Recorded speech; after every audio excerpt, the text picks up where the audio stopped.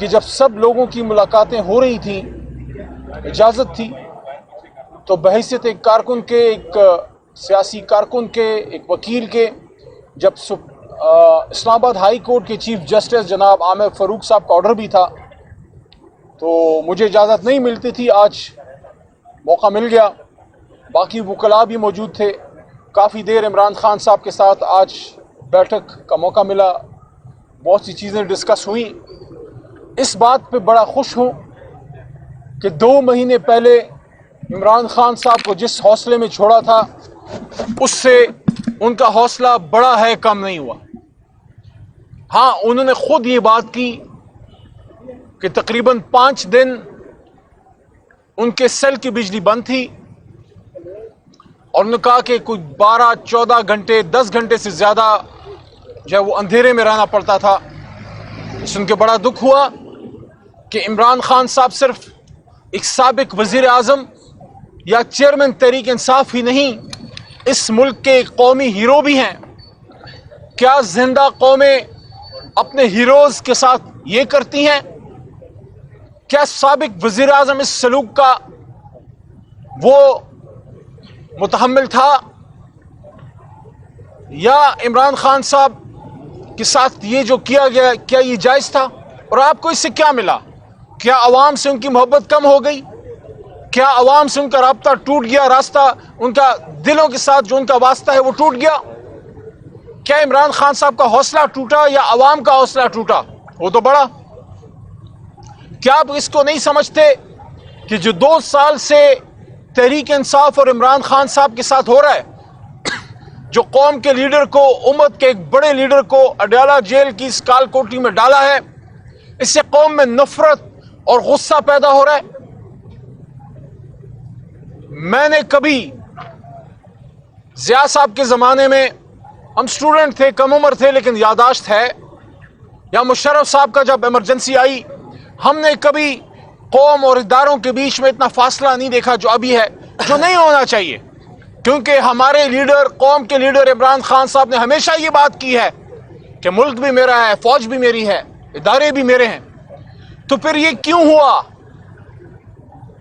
قوم کو اپنے سے دور کیوں کر رہے ہو؟ ایسا مت کرو. عمران خان صاحب کو باہر آنا چاہیے. عمران خان صاحب کا ایک سٹیٹمنٹ ہوگا اور پھر پوری قوم اور ادارے اور سب لوگ آپس میں دوبارہ باہمی شیر و شکر ہوں گے. لیکن یہ کام اس 25 کروڑ میں ایک آدمی کر سکتا ہے، اور اس کا نام عمران خان ہے. جو ہمارے ساتھ کیا گیا اور جو ہو رہا ہے، جو 26ویں آئینی ترمیم جس طریقے سے پاس کی گئی، وہ فسطائیت آج بھی جاری ہے. کل رات جس طرح ہمارے بہت ہی محترم MNA جناب خواجہ شیراز صاحب کو اٹھایا گیا، غائب کیا گیا، یہ کیا ہے؟ سعد اللہ بلوچ صاحب کو پریشرائز کرنے کے لیے ان کے گھر کی خواتین کو اٹھایا گیا تھا. کل ان کے گھر پہ حملہ ہوا ہے، اور اس کی ویڈیو بھی آئی ہے جو ہماری جماعت نے شیئر کی ہے کہ ان کے گھر کو، ان کی گاڑی کو، چیزوں کو توڑا گیا ہے. یہ کیا میسج ہے؟ یہ مسلم لیگ نون پنجاب میں حکومت ہے. آپ کیسے کہہ سکتے ہیں کہ ہم نہیں کر رہے؟ کون کر رہا ہے؟ حکومت آپ کی ہے، وزیر اعلیٰ صاحبہ خود بیٹھی ہیں، آپ خاتون ہیں. آپ کی حکومت کے نیچے خواتین کے ساتھ جو کیا جا رہا ہے، آپ کیسے ہی کہہ سکتے ہیں کہ کوئی اور کر رہا ہے، ہم لوگ نہیں کر رہے؟ اگر آپ لوگ کر رہے ہیں تو قابل شرم ہے. لیکن اگر آپ لوگ خدا نہ خواستہ اتنے بیکار ہو گئے کہ آپ نہیں کر رہے، کوئی اور کر رہے، تو پھر کرسی چھوڑ دیں. یہ کیا بات ہوئی؟ شہباز شریف صاحب، میاں نواز شریف صاحب، مریم صاحبہ، آپ لوگوں کی حکومت ہے. آپ کی حکومت میں ہمارے بندے غائب کیے جا رہے ہیں، اٹھائے جا رہے ہیں، گھر توڑے جا رہے ہیں، چار دیواری کا تقدس پامال کیا جا رہا ہے. عمران خان صاحب کے وکیل انتظار پنجوتا کے ساتھ جو کیا گیا، میں نے بھی یہ کالا کوٹ، یہ واسکٹ کالی، یہ وکیل کا نشان پہنا ہوا ہے. آپ مجھے بتائیں، باقی باتیں چھوڑیں.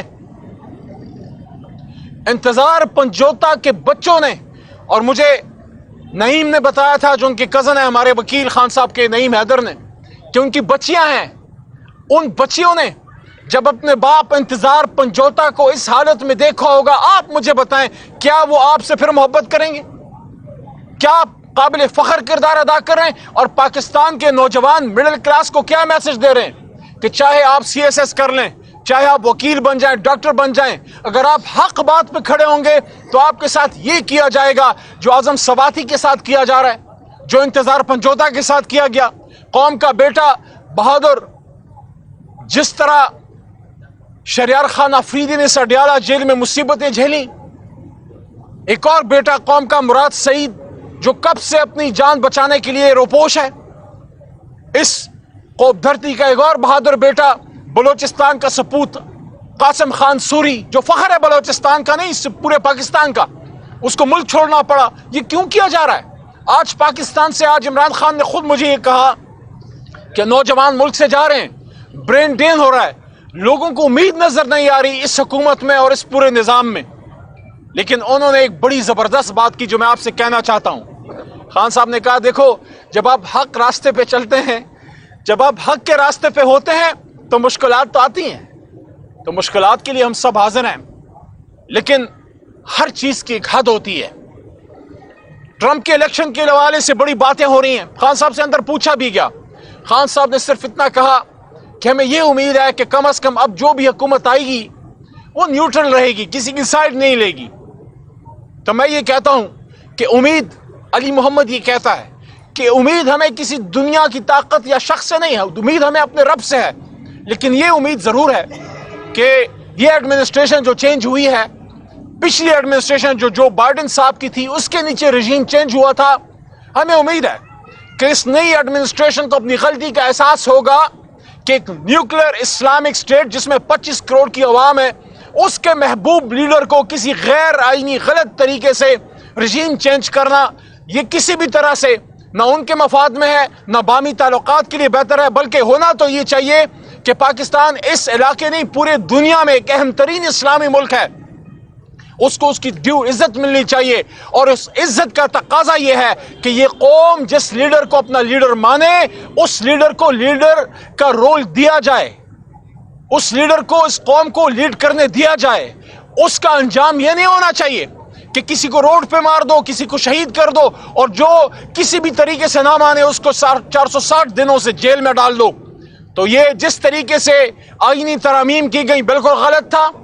اور اب آخری بات، یہ جو ابھی پرسوں کچھ قانون پاس کیے گئے ہیں جس میں آرمی ایکٹ بھی ہے اور جس میں سپریم کورٹ کے حوالے سے ججوں کی تعداد کا اضافہ بھی ہے، دیکھیں شخصیات آتی جاتی رہتی ہیں، آج عاصم منیر صاحب ہیں، کل کوئی اور ہوگا، ان سے پہلے کوئی اور تھا، عہدہ رہتا ہے، ادارہ رہتا ہے۔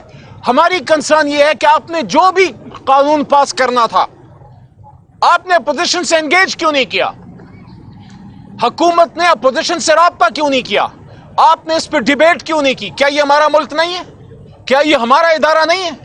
اگر کوئی بھی آپ قانون پاس کرنا چاہتے ہیں آپ ہم سے انگیج کیجئے، ہمیں کنونس کیجئے کہ یہ ملک کے لیے بہتر ہے، تو ہم ملک کے مفاد میں ہمیشہ تحریک انصاف نے سٹیپ لیا ہے، لیکن آپ نے ہم سے انگیج نہ کیا۔